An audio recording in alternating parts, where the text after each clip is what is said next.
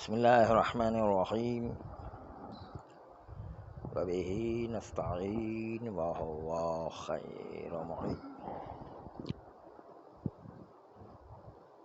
آیا وہ حدیث ابن سنان کی السلام علیکم، جس میں فیہ حلال و حرام آیا تھا،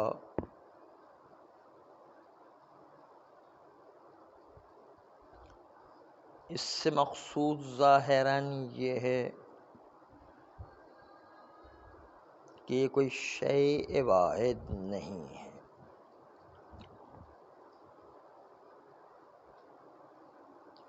اس لیے کہ شیء واحد حلال بالفعل اور حرام بالفعل ہو یہ ممکن نہیں ہے،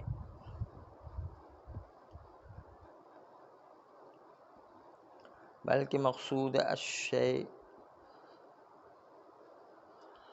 یا یک مرکب مجموع شیئین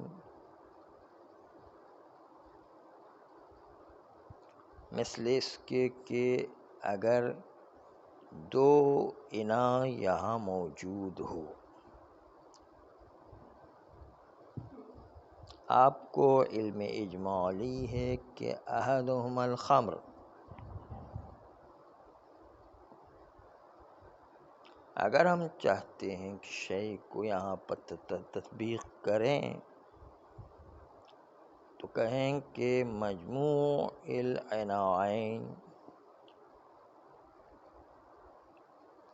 اس میں حلال قطعی بھی ہے حرام قطعی بھی ہے۔ آیا ظاہر روایت اس طرح معنی لیں کہ مجموع العناءین شیء کا معنی کریں،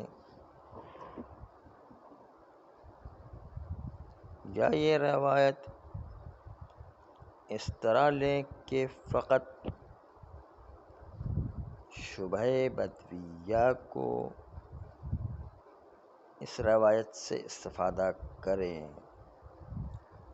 اور کہیں کہ شیء یعنی طبیعت، یعنی جب ہم شک کریں کہ شرب تتن اس کی طبیعت حلال ہے یا حرام، طبیعت شرب تتن حلال یا طبیعت شرب لے لیں، خالی اس میں حلال ہے بے اعتبار شرب الماء، اس میں حرام ہے بے شرب الخمر، بے اعتبار شرب الخمر۔ جب ایک طبیعت میں دو اعتبار ہوں تو آپ کے لیے یہ حلال ہے،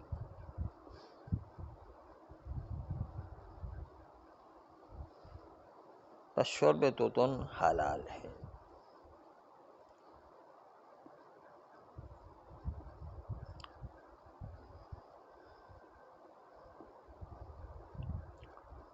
بس کیا یہ روایت حلال و حرام والی شرب توتن کو شامل ہے یا علم اجمالی کو شامل ہے؟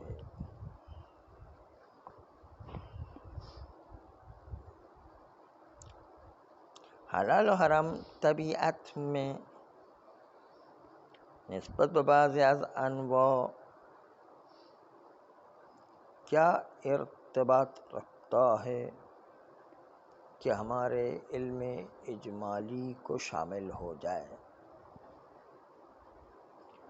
اگر شرب ماء حلال ہے اور شرب خمر حرام ہے، وجود حلال و حرام کیا ارتباط شرب توتن رکھتا ہے کہ شرب توتن کو حلیت سے سرفرازہ جائے؟ یہ معنی خلاف ظاہر ہے۔ اس معنی کے بجائے حلال کا مطلب لیں احتمال حلیات، اور حرام کا مطلب لیں احتمال حرمت. یہ بھی خلاف ظاہر ہے. لہذا بعید بنظر میں آتا ہے کہ اس شرب تتن والے احتمال کو اس روایت سے لیا جائے. اسی طریقے سے اگر مجموع الاحتمال مراد لیں روایت میں، یعنی شے کو ایک معنی عام قرار دیں، مجموع الشیئین جس میں حلال و حرام دونوں ہے، اس سے ایک لفظ کو ایک معنی سے زیادہ میں استعمال کرنا بھی لازم نہیں آتا. مجموع الشیئین، اس میں شے کا معنی مجموع لے لیں. مجموع میں حرام واقعی بھی ہے، حلال واقعی.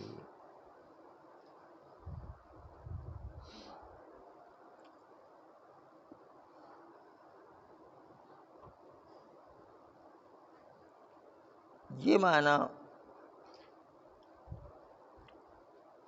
کہ مجموع الشیئین لے لیں، اس کی نسبت سے معنی ظاہر روایت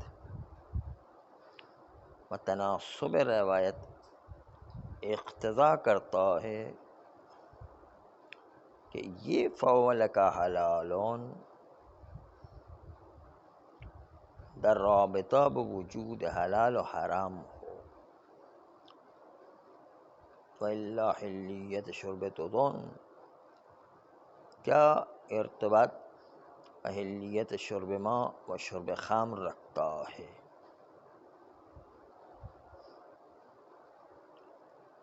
یعنی وہ عنوان کہ جس میں حلال و حرام دونوں ہوں،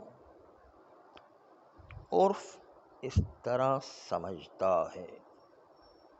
آپ بھی خود جب روایت کو خلو ذہن کے ساتھ ملاحظہ کریں گے تو آپ کے ذہن میں بھی یہی آئے گا کہ کل شیء فیہ حلال و حرام، یعنی ایک شے مجموع جس کے اندر حلال بالفعل اور حرام بالفعل ہو، بمناسبت اختلاط حلال و حرام ایک دوسرے سے مخلوط ہو گیا ہے تو وہ آپ کے لیے حلال ہے. حتی تعرف الحرام منہ بعینہ.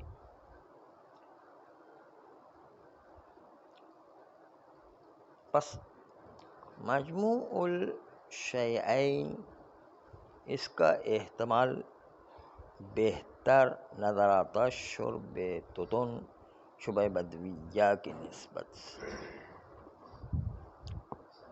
السلام علیکم.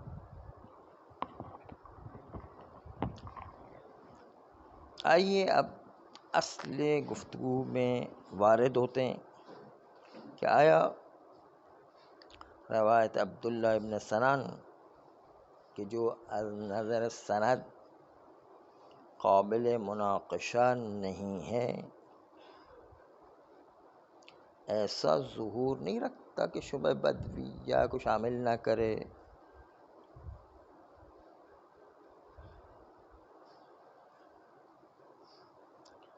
ظاہر یہ ہے کہ روایت صحیحہ جب شبہ محصورہ کو شامل ہے اور شبہ غیر محصورہ کو، اور ہر دو مرکب کے عنوان سے مجموع کے عنوان سے ہر دو کو شامل ہے، حلال بالفعل اور حرام بالفعل دونوں میں ہے، جب شبہ محصورہ کو اور شبہ غیر محصورہ کو دونوں کو شامل ہے اگر آپ نے شبہ محصورہ میں کہا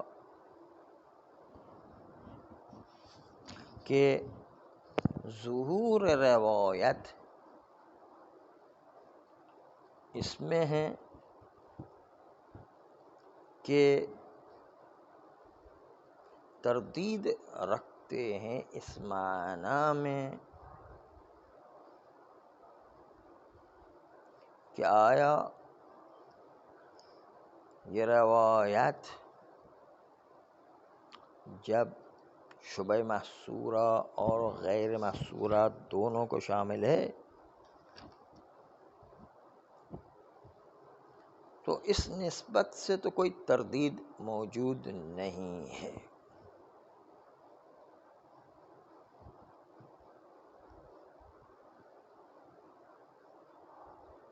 لیکن اس روایت کے شامل ہونے کے باوجود عقلاء عالم شبہ محصورہ کو اس روایت میں قبول نہیں کرتے ہیں۔ شامل ہے لیکن عقلاء موجب ترخیص نہیں قرار دیتے ہیں۔ کل شیء لک حلال، اس روایت کے جملے کو شبہ محصورہ میں نہیں مانتے ہیں عقلاء عالم، کیونکہ اگر ہم شک کی بنیاد پر دونوں طرف کو حلال قرار دے دیں تو موجب ترخیص در معصیت قرار پاتا ہے۔ کس طرح ممکن ہے کہ مولا ایک طرف کہے اجتنب عن الخمر اور دوسری طرف کہے کہ یہ انا بھی ارتکاب کر سکتے وہ انا بھی ارتکاب کر سکتے ہیں، اجتماع نقیضین لازم آ جائے گا۔ اجتنب عن الخمر وہ تو منع کر رہا ہے، دوسری طرف سے دو لیوان میں سے کوئی ایک خمر موجود ہے اور ہم اس روایت کی بنیاد پر فول کا حلال قرار دیں کیونکہ معلوم نہیں ہے، تو اس کی بنیاد پر نتیجہ یہ ہوگا کہ دونوں کو ارتکاب کرنے کی اجازت مل جائے تو اس کا مطلب خمر پینے کی اجازت ہو جائے گی، تو منع بھی کر رہا ہے اور ساتھ ساتھ پینے کی اجازت بھی دے رہا ہے، یہ کیسے ہو سکتا ہے؟ تناقض لازم آتا ہے۔ اس لیے عقلاء عالم شبہ محصورہ میں اجازت نہیں دیتے ہیں کہ اس روایت کو تطبیق کیا جائے اگرچہ کہ روایت شامل ہے۔ عرف و عقلاء شبہ غیر محصورہ میں اس طرح کا تناقض نہیں دیکھتا ہے، جس طرح شبہ محصورہ میں تناقض کو دیکھا ہے کہ ایک طرف اجتنب عن الخمر دوسری طرف دونوں کے ارتکاب کی اجازت دے، تناقض پیش آ جاتا ہے۔ اس طرح کا تناقض عرف و عقلاء کی نگاہ میں شبہ غیر محصورہ میں پیش نہیں آتا ہے۔ آپ عرف و عقلاء کی طرف مراجعہ کریں، وہاں عقلاء عالم منافات کے قائل نہیں ہیں، لذا روایت اپنے عموم کے ساتھ شبہ غیر محصورہ کو صرف اپنے دامن میں باقی رکھتا ہے۔ شبہ محصورہ بھی کٹ گیا کیونکہ تناقض پیش آتا ہے، شبہ بدویہ بھی کٹ گیا کیونکہ وہ خلاف ظاہر ہے، بچ جاتا ہے شبہ غیر محصورہ اس روایت کے تحت۔ بس جب شبہ غیر محصورہ بعنوان تنہا مورد روایت قرار پاتا ہے،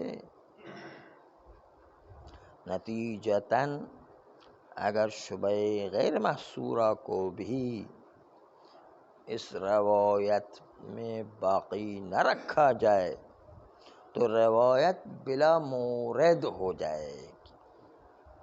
اس لیے کہ ہم نے شبہ بدویہ کو خارج کر دیا، شبہ محصورہ کو خارج کر دیا، بچ جاتا شبہ غیر محصورہ، اور اس کو بھی خارج کر دیں تو روایت کا کوئی مورد ہی باقی نہیں رہتا ہے۔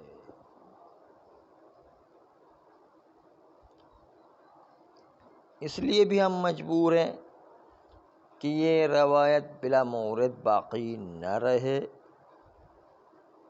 اور بالکل خالی نہ ہو جائے، اس لیے بھی، اور دوسری طرف عرف بھی اس کو منع نہیں کر رہی ہے، اس لیے گویا کہ دلیل مخصص اس روایت میں آ کر شبہ محصورہ کو تو نکال دیتا ہے، لیکن شبہ غیر محصورہ اس روایت کے اندر باقی رہ جاتا ہے۔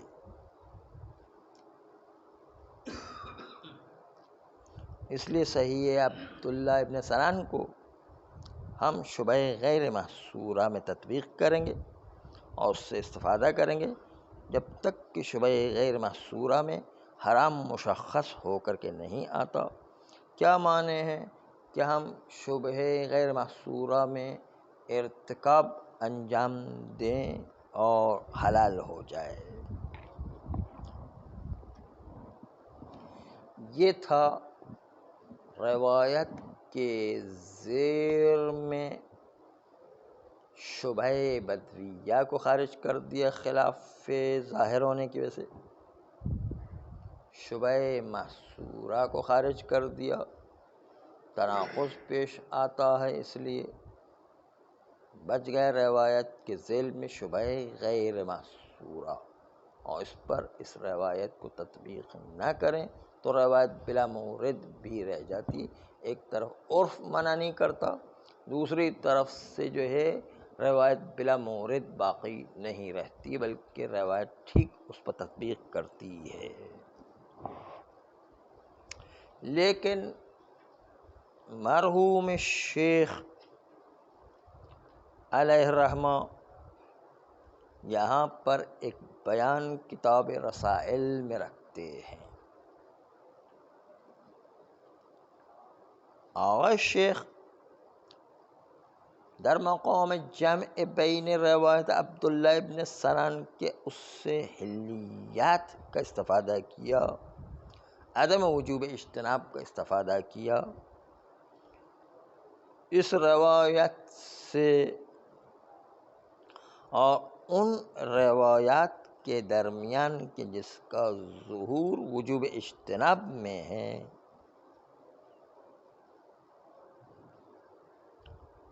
وجوب اجتناب حتیٰ شبہ غیر محصورہ میں بھی، فرماتے ہیں کہ شبہ غیر محصورہ واقعیات یہ ہے کہ اس کا سر بغیر ٹوپی کے ہے۔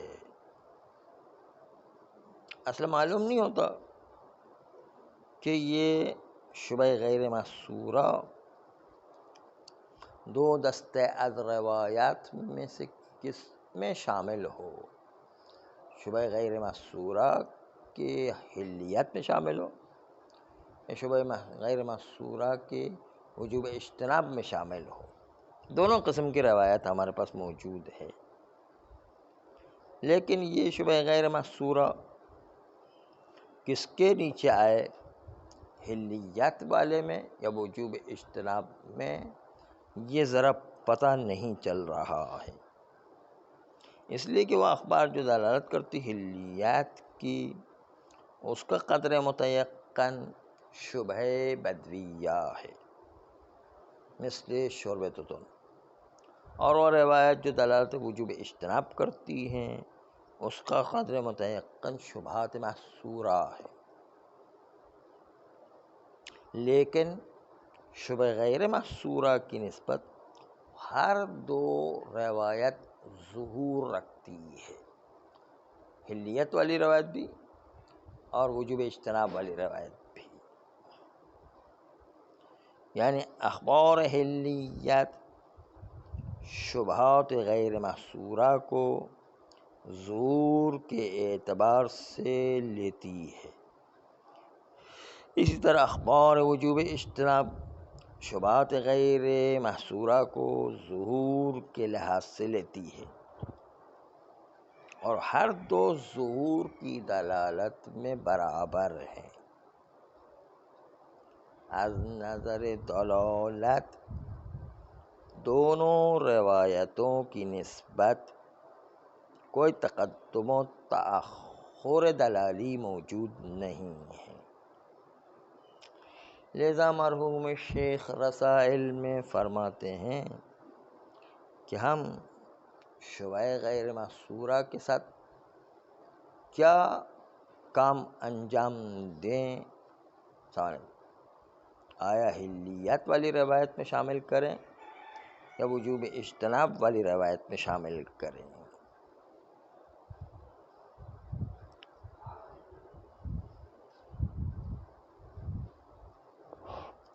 اگر ہم حلیت والی روایت میں شبہ غیر محصورہ کو شامل کرتے ہیں تو ترجیح بلا مرجح ہے، کوئی سبب نہیں ہے کہ ہم حلیت والی روایت کو وجوب اجتناب والی روایت سے مقدم کریں،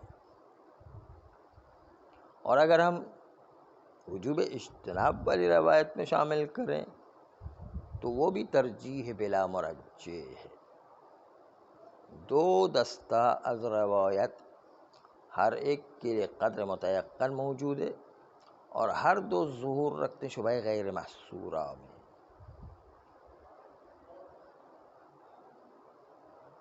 اگر چاہیں کہ احد دلیلین کو شامل کریں تو کوئی مرجح سرکار نہیں ہے کہ جس کی وجہ سے کسی ایک دلیل کو مقدم قرار دے۔